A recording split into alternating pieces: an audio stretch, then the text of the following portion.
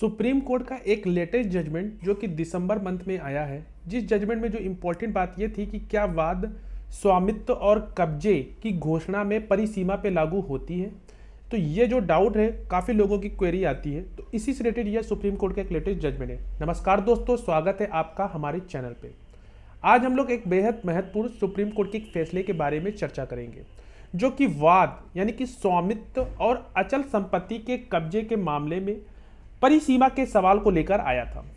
अगर आपने कभी सोचा हो क्या स्वामित्व की घोषणा के लिए मुकदमा परिसीमा से बाहर हो सकता है, तो इस वीडियो पे हम यही चर्चा करेंगे।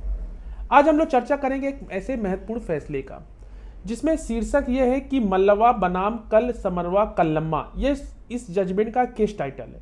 इसमें सुप्रीम कोर्ट ने एक निर्णय में यह दिया कि जब कोई वाद अपनी संपत्ति पर स्वामित्व और कब्जे का दावा करता है तो क्या उस पर परिसीमा लागू होती है या नहीं।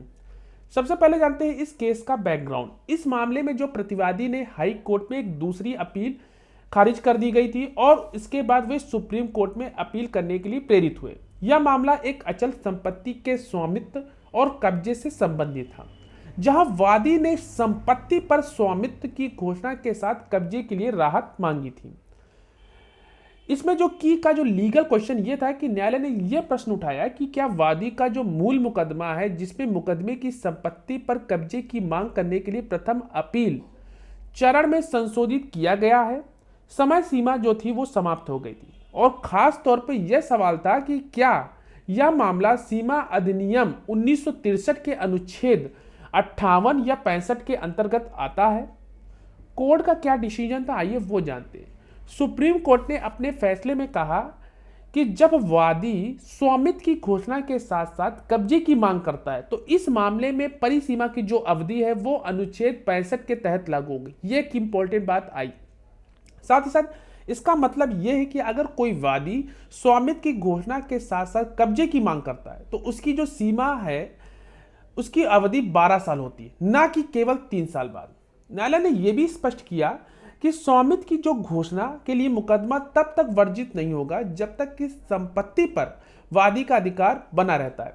इसके अनुसार स्वामित्व के लिए घोषणा एक निरंतर अधिकार है और इसके लिए कोई सीमा नहीं होती है। सुप्रीम कोर्ट ने यह सिद्धांत भी स्थापित किया कि जब वादी संपत्ति पर स्वामित्व और कब्जे के लिए दावा करता है तो वादी का अयोग्य नहीं ठहराया जा सकता जब तक कि प्रतिवादी यह साबित नहीं कर देता कि वह संपत्ति के प्रतिकूल कब्जे में है। तो कंक्लूजन क्या निकला? कंक्लूजन यह निकला, इस फैसले में यह स्पष्ट किया गया कि जब वादी संपत्ति पर स्वामित्व स्थापित कर लिया है तो प्रतिवादी इसका विरोध नहीं कर रहा है तो वादी उस संपत्ति पर कब्जे का अधिकार मिलता है।